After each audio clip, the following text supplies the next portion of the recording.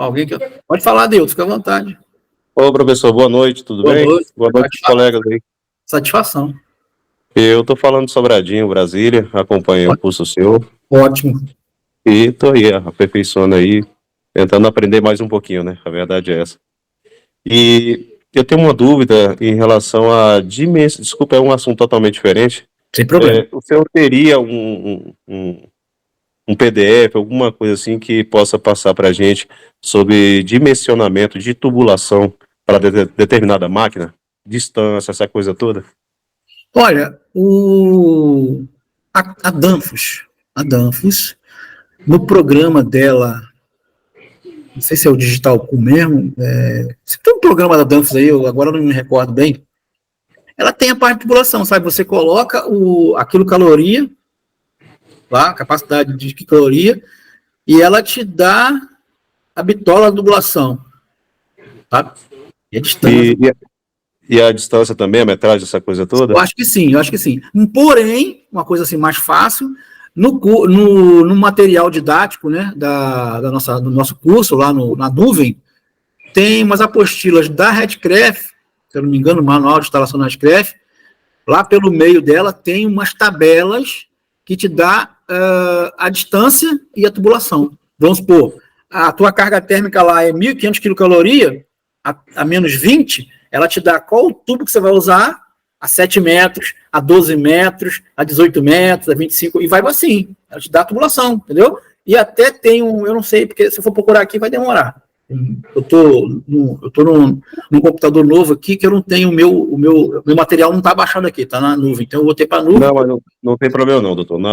Mas aí eu tô te falando, você pode ir que a Eugene pegou a Redcraft, eu acho que eu coloquei junto, não tenho certeza, mas se não tiver, você procura.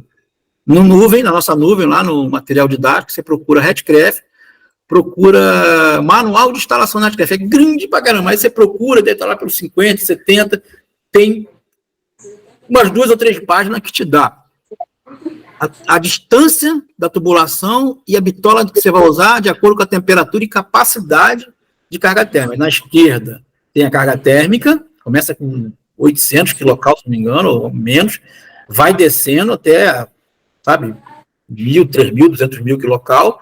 Tem BTU também do lado, na tabela, e assim, na horizontal vai dizendo as distâncias e qual bitola você vai usar, para a linha de sucção, e na outra página tem para a linha de líquido, entendeu? Por temperatura, por distância e por carga térmica.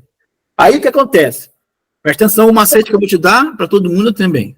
Quando você for ver a tabela, não olhe a carga térmica do compressor, nem a carga térmica do evaporador. Você vai olhar a carga térmica da câmara.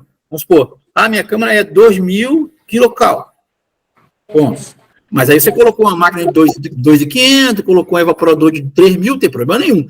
Você vai usar pela carga da câmara, a carga térmica, porque assim, deixa eu falar um negócio. Quando você falar, aí você fecha teu microfone, porque senão fica vindo um ruído aqui desgraçado. Né? Fecha ele. Bate nele, que aí se teu som abafa, não... vem uns gritos aqui. Fechou? Beleza. Então, quando você for calcular, pela essa tabela que está lá na Redcraft, manual de instalação da Redcraft, se não me engano, é uma apostila bem grande. Você vai ver que você vai achar essa tabela. Na Danfoss também tem, ela tem um manual de instalação na Danfoss, não sei se é de unidade condensadoras herméticas, no meio lá tem umas tabelas porque essa tabela, na verdade, é da Danfoss, a Redcraft que pegou. Então, eu não sei se no manual da Danfoss tem essa tabela, dá uma olhada, né, nos manuais da Danfoss, que talvez você ache. E ela tem, assim, desse jeito, falando, na esquerda tem a quilocaloria, BTU, e depois por distância, 10 metros, 7 metros, 10 metros, 12, vai assim por diante, e a bitola.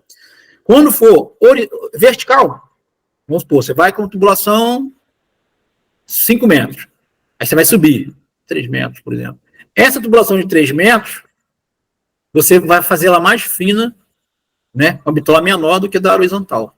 Na subida, você usa você está vindo com 7/8. Vai subir aí uns 3 metros, essa subida você usa 3/4, abaixo do 7/8. Quando começar na horizontal de novo, aí você volta para 7/8, porque na vertical você precisa de uma tubulação menor. E isso está lá, na tabela. Como que está lá? É preto, é em negrito. O número é um número claro, quando chega num ponto, aí está em negrito. Aquele negrito ali representa, se cair ali na vertical, você bitola menor. Aí fala, se você for usar na vertical, tantos metros é a bitola menor. Beleza? É desse jeito a tabela, tem na Danfoss, tem na Redcraft. Não tem como errar, não. E pode seguir por ali que dá certinho, o pessoal tem usado, sabe? Esses alunos mais antigos usam, não tem problema nenhum.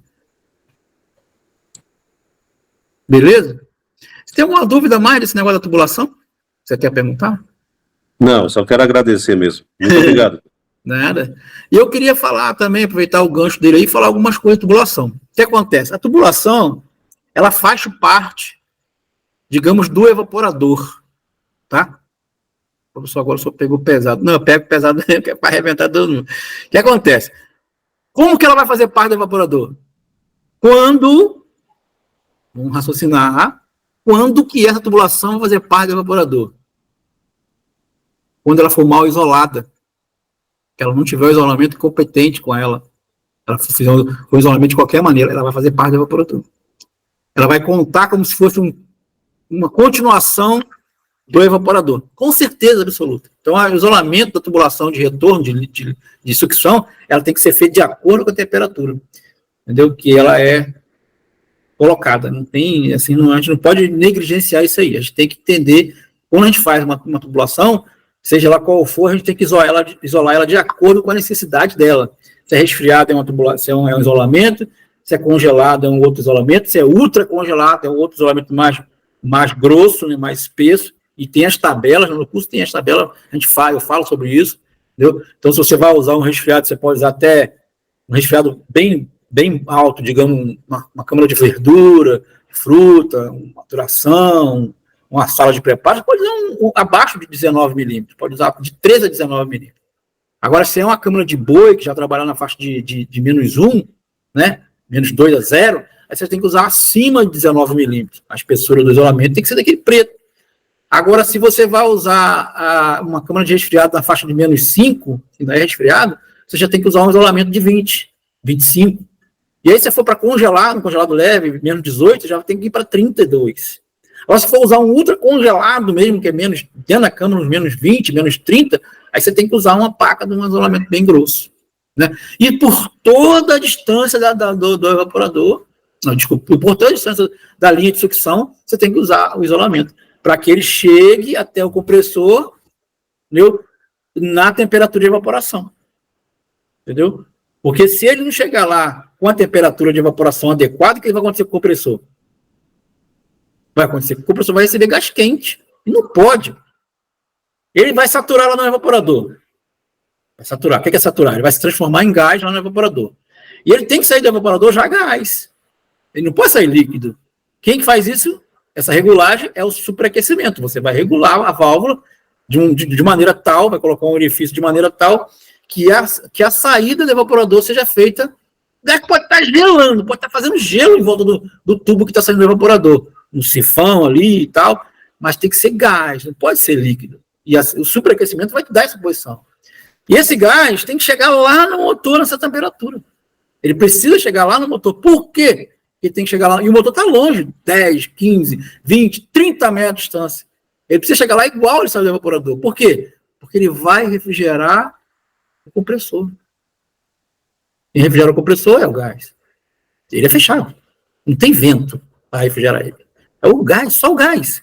Então o gás precisa chegar frio lá, para manter a temperatura. Porque quando o gás chega frio lá, o subresfriamento mantém-se igual. Agora, se o gás chega lá quente, não estou falando de quente de 10, 15, 20, não, estou falando menos 15. Vamos dizer que ele tem que chegar lá pelo menos na faixa de menos 20. Vapor. Ele está chegando lá em zero. O que vai acontecer com esse subresfriamento? Não vai dar certo. Não vai funcionar. Não vai dar a temperatura necessária para voltar líquido frio.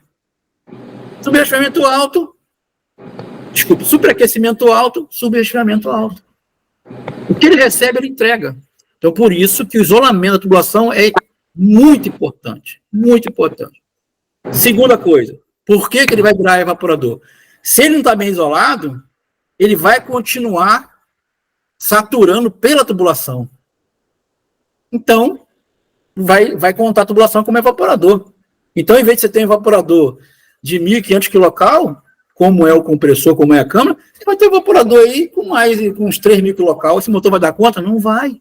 Ele vai pedir mais gás. Ele vai dar um bololô danado. Entendeu? Então, o isolamento da tubulação que volta para o compressor é essencial. Então, é essencial que seja feita um bom isolamento e a tubulação que seja aplicada nessa condição seja exata, seja compatível com o retorno. Ela está ali. Vamos pensar. A tubulação de retorno, que é a linha de sucção, ela não pode ser muito fina, senão ela vai acelerar esse gás, certo? Se ela tiver uma muito forte, se ela for muito fina, não for de acordo, ela vai acelerar esse gás vai tomar uma velocidade incrível, né? E está arriscado chegar líquido lá no compressor e dar golpe de líquido. Se ela for muito grossa, vai saturar tudo antes da hora e essa temperatura de evaporação vai chegar lá enormemente alta. Então ela não pode ser muito grossa. E sem contar que vai ter que botar mais gás onde não pode colocar. Então a tubulação tem que ser numa linha, sabe, num tamanho basicamente, não exato, mas bem próximo da realidade que o equipamento pede. Então, se você tem uma tabela dizendo que você vai ter uma carga térmica de 1.500 kcal lá na câmara, e está pedindo para você usar um gás, usar um tubo de 5/8 até a máquina, se você tem a máquina a 15 metros, obedeça, ponha lá o tubo de 5/8, o isolamento direitinho, acabou, vai dar certo. Linha de líquido 3/8, ponha a linha de líquido 3/8, acabou. O serviço vai ficar show. Bota sua cabeça não, bota logo tudo de 7/8, acabou. Não pode. Entendeu? Pode. Até pode. Entendeu? Mas... Meu professor, eu queria fazer uma pergunta. Pode fazer, fica à vontade, né? Justamente sobre esse assunto que o senhor está falando, um colega perdeu um compressor devido à alta temperatura, estava armando muito térmico, e a gente foi descobrir depois, ele me ligou, eu participei desse trabalho depois com ele, e a gente descobriu junto lá. O problema desse compressor foi justamente isso, não foi feito o superaquecimento, ou seja, a válvula estava muito fechada e o gás que retornava para o compressor estava justamente saturado, quente, então o compressor não estava refrigerando. Exatamente. As partes mecânicas. Então ele chegou ao ponto de armar várias vezes esse térmico por alta temperatura e chegou à queima do compressor. Aí a gente chegou a esse ponto porque depois que a gente, logicamente, o compressor já era usado, e aí foi substituído por um novo, e a gente fez essa correção do superaquecimento, válvula extremamente fechada, não estava chegando na temperatura ideal para poder ter o trabalho certo do compressor. Exatamente, é por isso que a pessoa que está instalando tem que fazer 2 tipos de leitura de superaquecimento. Um, que é o real, que é feito lá no evaporador, para saber se o evaporador está gelando bem, está entregando a carga certinha da câmara, está fazendo o trabalho que ele foi projetado para fazer. Beleza. Isso é para saber da capacidade real, por isso que chama-se superaquecimento real, para saber a capacidade real do evaporador, se ele está ok. Beleza. E o outro superaquecimento é o total. Esse é feito lá na máquina, próximo ao compressor, 20 centímetros lá da linha de sucção do compressor, se tiver acumulador de sucção, antes do acumulador de sucção, né? Porque não adianta nada fazer depois do acumulador, porque não vai bater. E fazer o cálculo de superaquecimento total. E aí você vai saber se... Aí já não é mais para o evaporador. Aí é para saber a eficiência do sistema, se ele está entregando a temperatura ideal para o compressor funcionar com um resfriamento. Para não haver quebra. Né? Isso aí é uma coisa de temperatura, para manter o compressor resfriado. Aí tem a questão também de retorno de líquido, etc e tal. Aí já é outro trabalho. Mas esse trabalho é fundamental. Fazer o superaquecimento total é fundamental para que se saiba que a temperatura que está chegando no compressor é ideal para o compressor funcionar e não quebrar.